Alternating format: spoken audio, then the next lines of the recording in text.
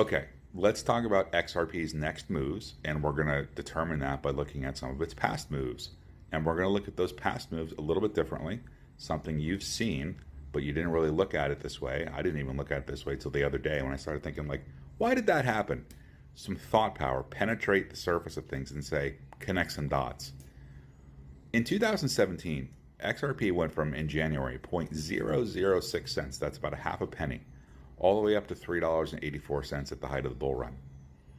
Okay.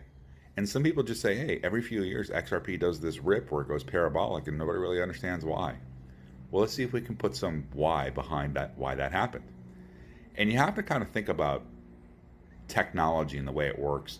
You just can't turn it on and hope that it works. Especially with a financial system, I would expect you have to test these things for years and make sure that they're functional and working and they're seamless, and like that way when it comes time to actually go live, you've already done all the testing. So what else happened in 2017 with all the banks? Just overnight in June, Zelle went live. Point-to-point instantaneous cash transfer, regulated by the banks and approved in the infrastructure overnight for about 3,000 banks.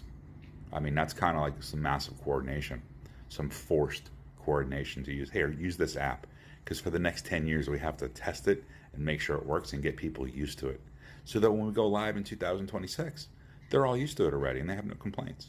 Now, do I have any documentation or facts to prove that's what caused XRP to jump from 0.006 cents to 384, which is like a 50,000% increase?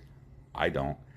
But intuition tells me, it's like you look at the timeline, it's like, oh, Zelle went live in June of 2017, and then almost immediately afterwards, XRP went to its all-time high.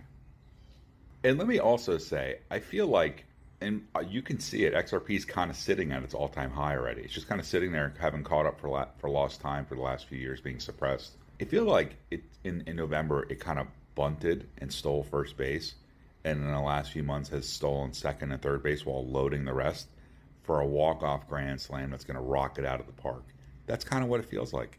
So to summarize, if there was some level of institutional adoption in 2017 which caused it to go 50,000%, I wonder what's going to happen this time when all of them are institutionally adopting.